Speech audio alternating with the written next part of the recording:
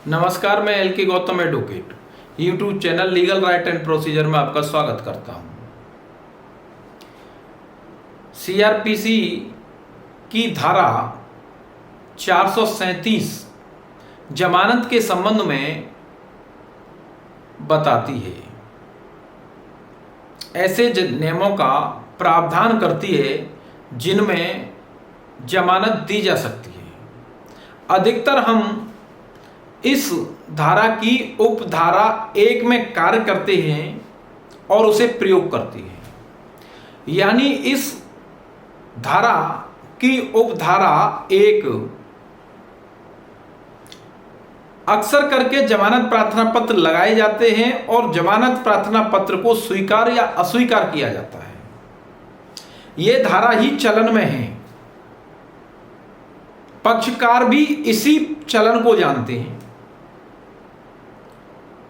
अधिकतर अधिवक्ता भी इसी का प्रयोग करते हैं, लेकिन इस धारा में अन्य परिस्थितियां भी हैं। इस उपधारा में जमानत दी जाए इसकी संभावना अलग है, लेकिन अन्य परिस्थितियां हैं उनमें जमानत दी जाए इसकी संभावना अधिक है।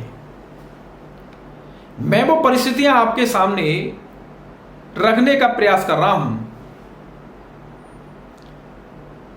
जो धारा ये उन हालातों को बताती है कि व्यक्ति जेल में कितने दिन रहेगा और कितने दिन रहना चाहिए। कानून अदालत के ऊपर कुछ नियम प्रक्रिया नियत करता है, उस प्रक्रिया का अदालत को पालन करना है। अगर वो प्रक्रिया वो नियम पूरे नहीं किए गए हैं तब जो व्यक्ति जेल में है वो जमानत पाने का अधिकारी हो जाता है। 437 की उपधारा 2 ये प्रावधान करती है कि विवेचना, जांच, विचारण, इन्वेस्टिगेशन, इंक्वायरी और ट्रायल के किसी स्तर पर पुलिस अधिकारी,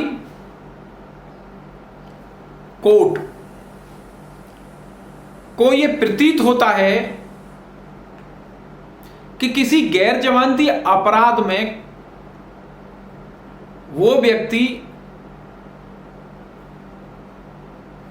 अपराध का दोषी नहीं है और वो जेल में है, तब परिस्थितियां विषम होती हैं। किसी व्यक्ति को आरोप में पकड़ के जेल भेज दिया और ट्रायल, इंक्वायरी, इन्वेस्टिगेशन की किसी भी स्टेज पर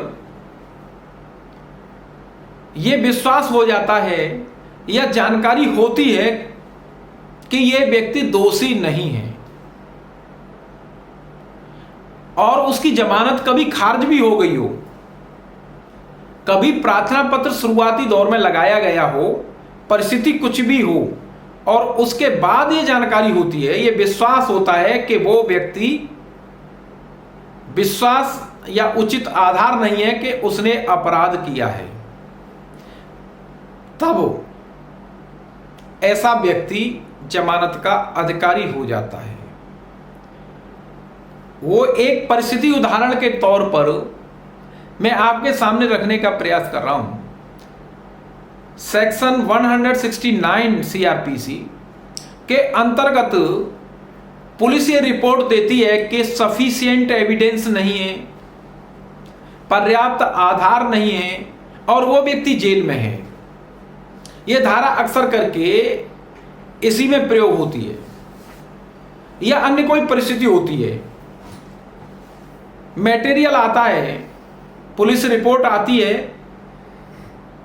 कि ये इस अपराध इस व्यक्ति द्वारा नहीं किया गया है, वो अजमानती अपराध हो और व्यक्ति जेल में हो, अभिरक्षा में हो, थाने की अभिरक्षा में हो, अगर विवेचना के स्तर पर पता पड़ता है तो थाने में हो, तब थानेदार यानी भार साधक अधिकारी अगर जेल में है तब कोर्ट पुलिस रिपोर्ट देगी, न्यायालय के सामने रखी जाएगी। लेकिन यहां एक स्थिति ऐसी है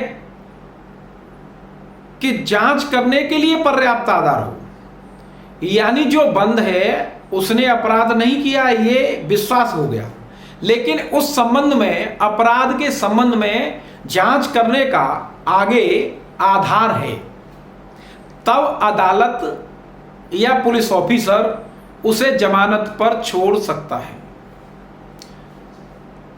जमानत पर छोड़ दिया जाएगा।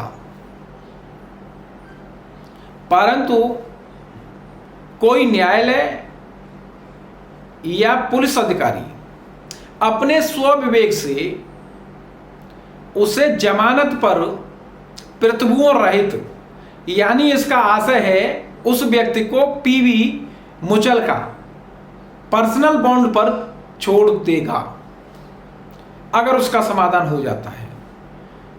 यह परिस्थिति जब सफिशिएंट एविडेंस नहीं है और वो व्यक्ति ने अपराध नहीं किया है, तो धारा 437 की उपधारा 2 ये कहती है कि उस व्यक्ति को छोड़ दिया जाएगा। यहां विवेक का प्रयोग नहीं होना है। कई बार इस धारा की तरफ हमारा ध्यान नहीं जाता है, तो पक्षकार, आरोपी और अधिवक्ता, उन्हें इस धारा की तरफ ध्यान देने की आवश्यकता पड़ती है।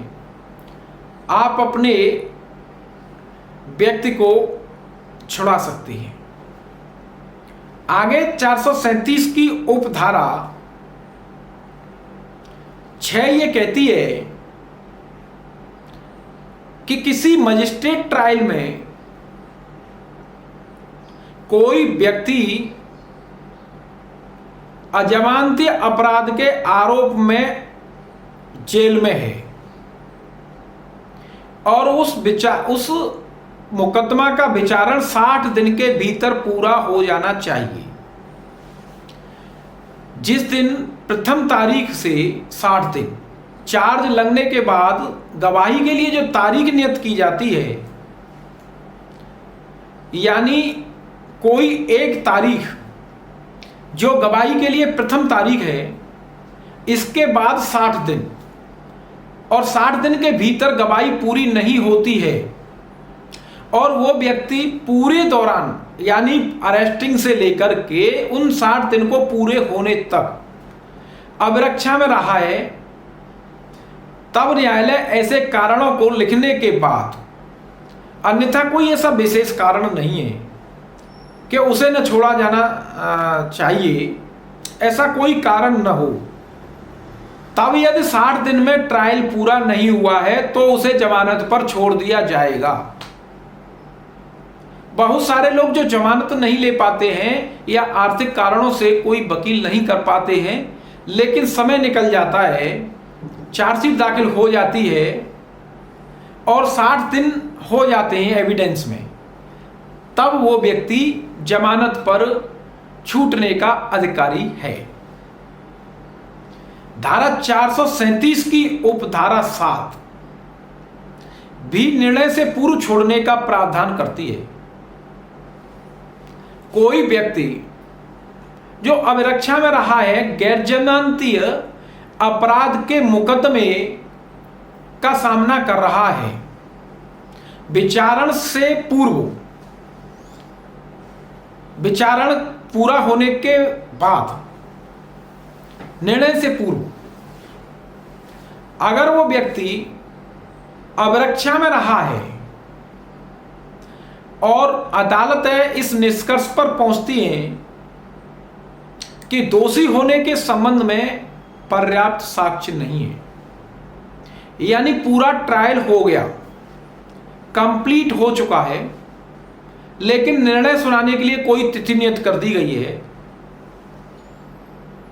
तब अदालत की राय में, अदालत की नजर में